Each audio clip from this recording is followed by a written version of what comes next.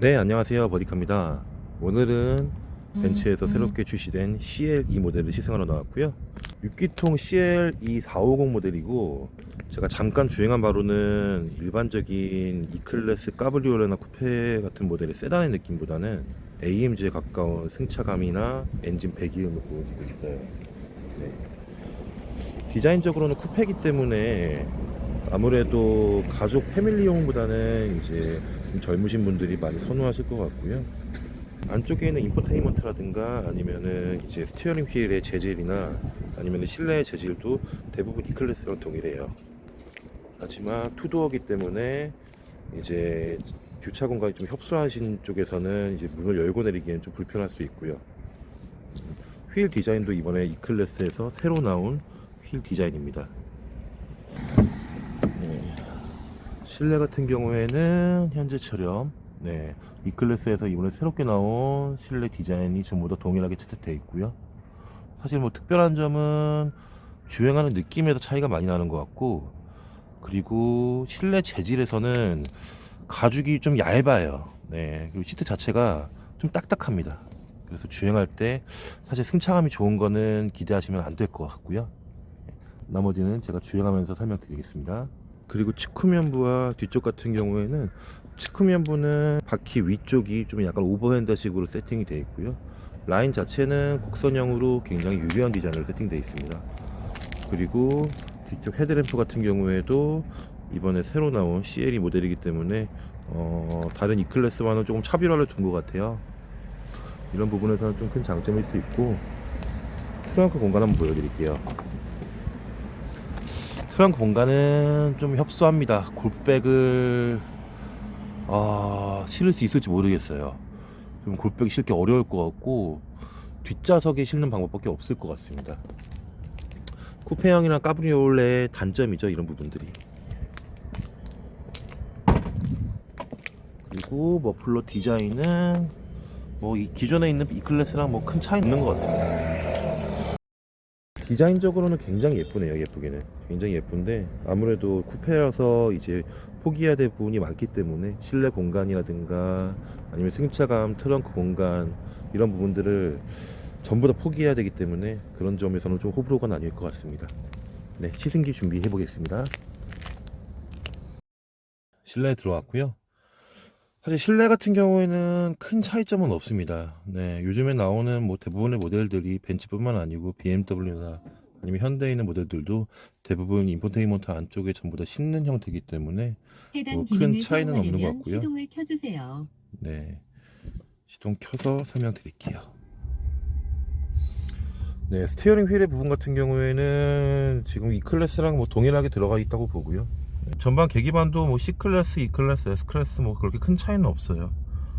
그래서 아무래도 기술이 발전하면서 추가적으로 더 이상 발전할 수 없는 부분까지 온 것 같다는 느낌도 좀 있습니다. 이제는 더 이상 고급화 되는 거 이외에는 기능적으로는 더 이상 뭐 추가할 게 있나 싶을 정도의 이제 뭐 최종 단계까지 왔다고 보시면 될 것 같고, 뭐 나머지 스티어링 휠 말고도 이제 뭐 통풍 시트라든가 이제 그 전동 시트 조절 버튼, 그리고 부메스터 사운드 버튼 같은 경우에도 더 이상 뭐 크게 바뀔 수가 있을까라는 생각이 들 정도의 차이라고 보시면 될 것 같아요.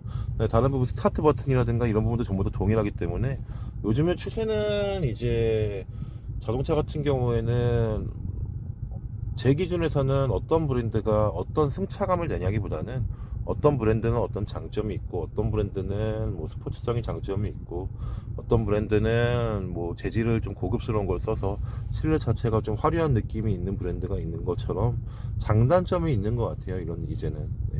그래서 본인이랑 맞는 차를 구매하는 게 제일 좋을 것 같고, 선입견은 안 가졌으면 좋겠어요. 브랜드에 대해서 그런 부분만 주의해서 선택하시면은 어찌됐든 간에 재산이고, 3년에서 5년까지는 차에서 있는 시간이 굉장히 많은 분들이 많기 때문에 그런 부분만 감안해서 차량을 구입하시면은 큰 후회는 없을 것 같습니다. 카드를 넣어주세요. 실내 재질은 전부 다 우드 재질로 들어가 있어요. 오다 리어 우드로 들어가 있고요.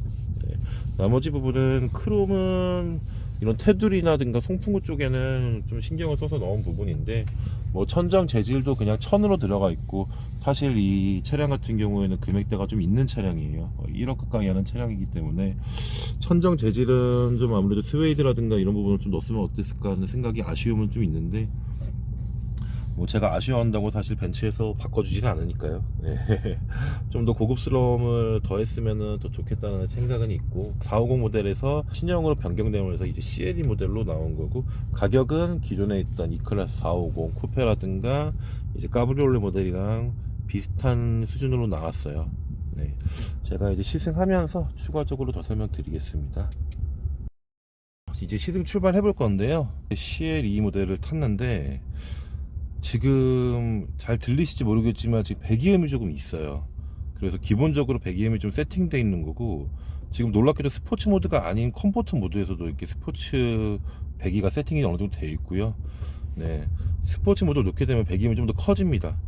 물론 엔진이라든가 이제 서스펜션의 강도나 그리고 스티어링 휠, 핸들의 무게, 그리고 ESP라고 해서 자세 제어 장치까지 전부 다 변경이 되는데, 거기에 이제 스포츠 배기까지 변경이 돼요. 좀 더 웅장한 소리를 낼 수 있고, 서스펜션이 컴포트일 때도 좀 통통 튀는 게 있었는데, 한번 컴포트로 일단 주행을 한번 해보고 스포츠로도 주행을 해보면서 말씀드리겠습니다. 오늘은 벤츠에 있는 친한 형님이 출고가 너무 많아서 도저히 같이 못 가서 오늘 혼자 한번 주행해보고 있습니다. 지금 진동이 엄청 심해요. 지금 카메라에서도 화면에서 느끼실지 모르겠는데 진동이 너무 심합니다. 이게 서스펜션이 계속 이제 부드럽게 세팅돼서 물을 넣어가듯이 넘어가는 게 아니고, 계속 서스펜션이 단단해서 물어주는 거예요. 계속 바닥을 물어주니까 고속에서는 편할 수 있는데, 이런 시내길에서는 너무 불편합니다. 이거는 이 차는 가족용으로 타면 안 돼요. 패밀리카로는 타면 안 될 것 같고, 물론 당연히 쿠페니까 뭐 당연한 얘기일 수도 있는데, 승차감이 벤츠의 GT43이라는 차가 있었거든요. 포도어 모델. 약간 GT43 타는 느낌이에요. 63까지는 아니고, 63은 너무 딱딱했고 거의 43 정도 급이라고 보시면 됩니다. 네, 현재 이 정도 속도인데도 노면이 이렇게 튀어요. 근데 뭐 다른 유튜버 분들이 브레이크가 너무 확 뜬다 이렇게 말씀 많이 하셨는데, 사실 저는 잘 모르겠어요. 그 정도는 아닌 것 같고, 그냥 어느 정도 속도가 있을 때는 뭐 크게 관계없는 느낌 정도, 뭐 별로 그렇게 거슬리는 정도는 아닙니다. 근데 이게 나가는 것도 예전보다는 굼 뜨는 느낌은 훨씬 적어요.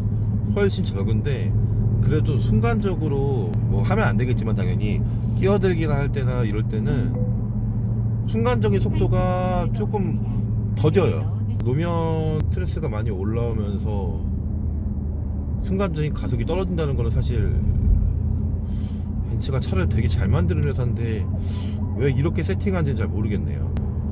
내가 30km에서 순간적으로 50km로 속도를 변경했을 때 짜릿함이 개개인마다 차이는 있겠지만 전 더 커요. 예.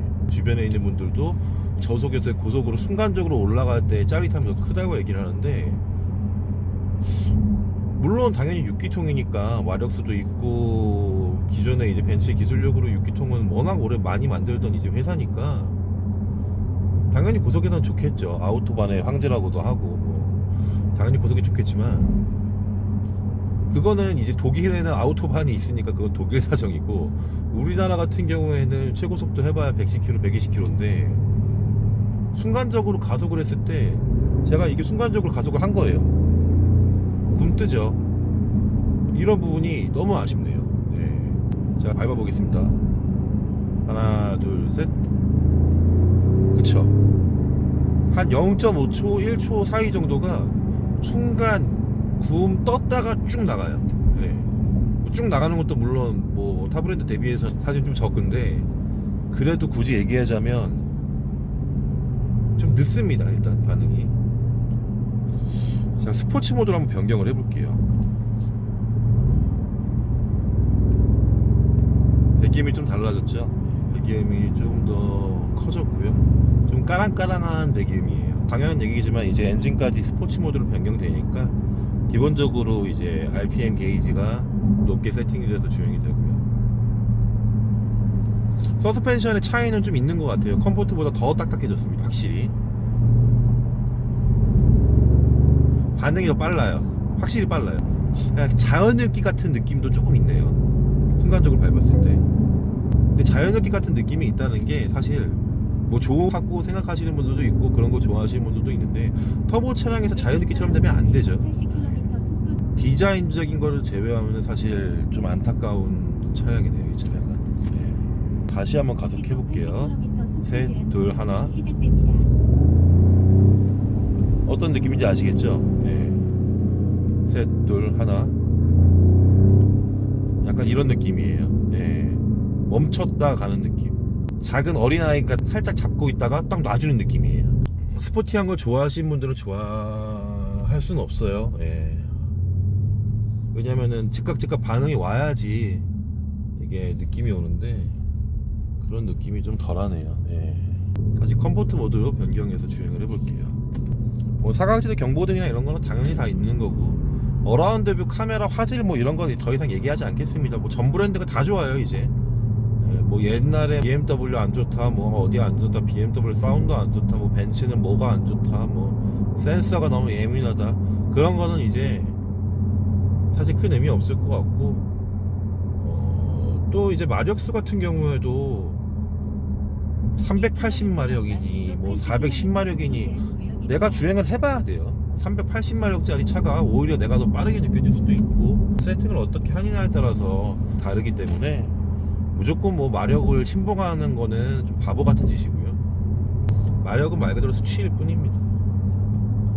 BMW를 제가 좀 좋아하는데요. 뭐 벤츠도 많이 좋아하지만 BMW가 저랑 더 맞다고 생각을 하는데 저는 스포티성이 강한 이제 이런 차들은 BMW가 확실히 잘 만드는 것 같아요. 벤츠보다는. 벤츠는 원래 뭐 이제 세단의 강자긴 하지만 워낙 오래 차를 만들었으니까 스포티한 차량들도 잘 만들었으면 좋겠는데 그런 부분은 좀 아쉽고요. 근데 오히려 나이 있으신 분 이제 사모님들이 타시기에는 더 좋을 수도 있다는 거죠. 승차감을 포기하신다면. 굼뜨는 건 어차피 뭐 나이 있으신 분들은 이렇게 뭐 스포티하게 주행 안 하니까 모든 차량엔 장단점이 있습니다. 좀 뭔가 차별성을 뒀으면 좋겠어요. 저는 이해가 안 되는 게 벤츠 CL이라고 하면은 이제 처음 나오는 모델이고 뭔가 좀 스포츠바 라이트를 더 받을 수 있게 실내도 좀 차별성을 두고 했으면 좋겠는데 물론 이런 대중적인 브랜드 같은 경우에는 이제 원가 절감을 위해서 이런 디스플레이라든가 스티어링 휠 같은 것도 만들었을 때 다 동일하게 납품을 해야지 당연히 원가가 낮아지니까 회사에서 돈을 더 벌 수 있는 건 당연히 누구나 다 아는 사실인데 너무 다 똑같아요. 원가 절감을 하기 위해서 했다는 거는 좀 많이 아쉽네요. 이런 부분들. 제 주변의 고객님들도 벤츠를 뭐 4대 5대씩 갖고 계신 분들 되게 많아요. 근데 그런 분들 입장에 봤을 때는 내가 S를 타다가 C를 타도 똑같은 차를 타고 있는 느낌일 거예요.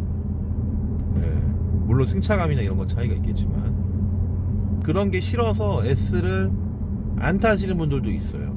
20년 전에 벤츠의 명성은 아니니까 그런 부분은 참고하시는 게 좋을 것 같고요. 제가 다시 한번 주행을 해보겠습니다. 이번에 연비 모드로 한번 주행해 볼게요.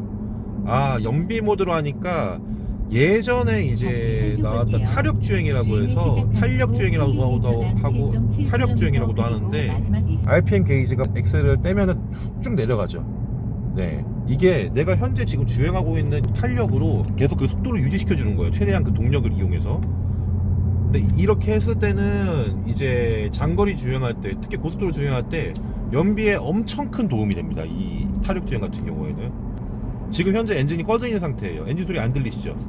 지금 들리시는 게 놀랍게도 이제 하체 소음인데 그 부분 말고는 아예 소리가 안 들려요. 탄력 주행 넣은 거는 되게 좋네요. 지금 다시 컴포트 모드로 주행해 보겠습니다. 컴포트 모드 키니까 바로 이제 탄력 주행은 꺼지고요. 에코 모드로 가면은 이제 다시 탄력 주행이 세팅이 되는데 지금 컴포트 모드랑 에코 모드랑 변경되는 게 나머지는 다 똑같고요. 엔진 세팅만 에코 모드로 변경되네요. 제가 볼 때는 이 탄력 주행만 아마 적용되는 것 같아요. 네, 이제 유턴해서 스포츠 모드로 급가속 한번 해볼 건데요. 네. 규정 속도가 지금 여기는 60km고 강변북로 타면 80km이기 때문에 네, 규정 속도까지만 속도로 내서 한번 주행을 해보겠습니다. 근데 아마 고속으로 갔을 때는 되게 좋을 거예요. 이 차가 되게 좋을 것 같아요. 제 생각에는 왠지. 물론 뭐 120km 이상까지 주행은 못 하겠지만 고속에서는 되게 좋을 것 같아요. 근데 반응 속도가 좀 느리다는 거, 그게 참 아쉽네요. 네, 바람 붙고요. 플락스 하겠습니다.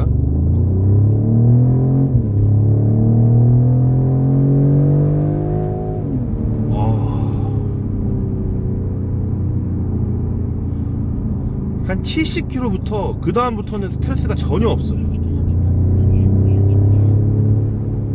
구역입니다. 잘 밀어주긴 하네요. 네.